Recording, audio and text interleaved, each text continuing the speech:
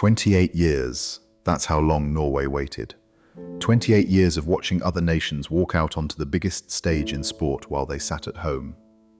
An entire generation of Norwegian kids grew up never seeing their country at a World Cup. The last time the Vikings were here, it was France, 1998, and they didn't just show up, they beat Brazil in the group stage and reached the last 16. And then, nothing, silence, for nearly 3 decades. Well, they're back now, and let me tell you something, this team did not cross an ocean to make up the numbers. This Norway side is dangerous, genuinely, seriously dangerous. And by the end of this video, you're going to understand exactly why the rest of the world should be terrified. Let's talk about it. Here's the first thing you need to understand. This isn't the same old Norway. When the squad was announced, the message came in a video from King Harald himself, telling a nation that had waited a very long time that the wait was finally over. This is the most talented group of players Norway has ever assembled. Full stop. And the way they got here? Ruthless. Norway qualified with a perfect record. 8 wins from 8 matches, 37 goals scored, only 5 conceded. Think about that, not one slip, not one stumble. They finished ahead of Italy, yes, that Italy. 4-time world champions.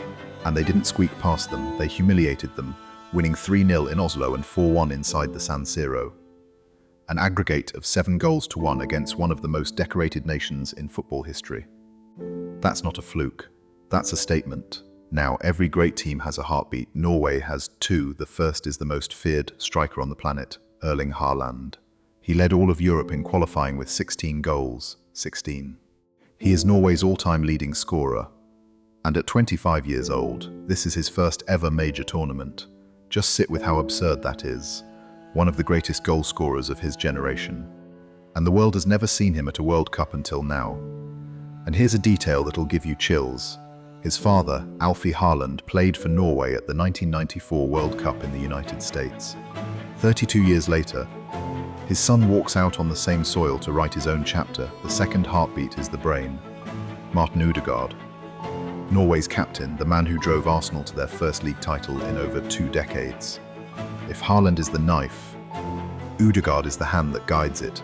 He connects the midfield to the attack, and without his creativity, Norway can become predictable and one-dimensional. When these two are on song, there might not be a more frightening attacking duo at this entire tournament, but it's not just them.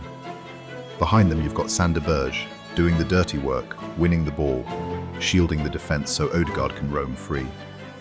You've got electric wingers in Antonio Nusa and Oscar Bob, 2-footed, fearless, full of pace. And if you somehow shut Haaland down, here comes Alexander Sørloth off the bench, a completely different kind of nightmare. All power and aerial threat. This squad has layers, so how do they actually play? This is where it gets fun. Under their manager, Norway set up in a fast, aggressive 4-3-3. They press high, they hunt the ball, they win it back.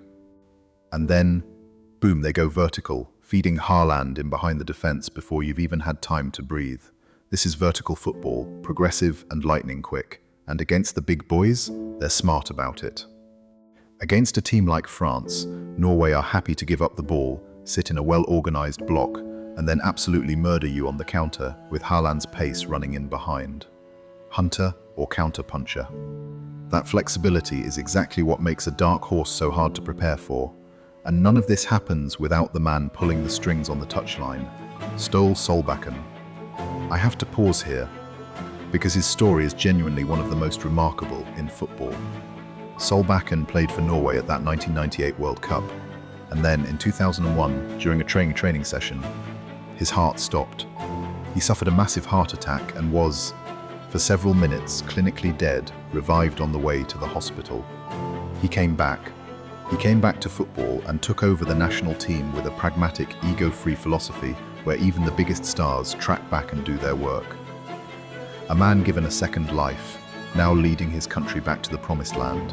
You couldn't write it, but, and this is important because I'm not here to sell you a fairy tale, this team is not perfect. No dark horse ever is. The biggest vulnerability? They lean too heavily on Ødegaard for creativity. When he's not at his sharpest, the attack becomes blunt and predictable, just hopeful balls toward Haaland. And Ødegaard's fitness has been a question mark all season. Then there's the defense. It's solid and well drilled, but let's be real, there are no superstar names back there. Against the firepower of a France, that could get exposed. And we've already seen the warning signs. They switch off in transition and concede goals they really shouldn't.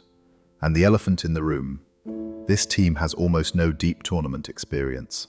When the pressure of a knockout game truly bites, nobody knows how these Vikings will respond.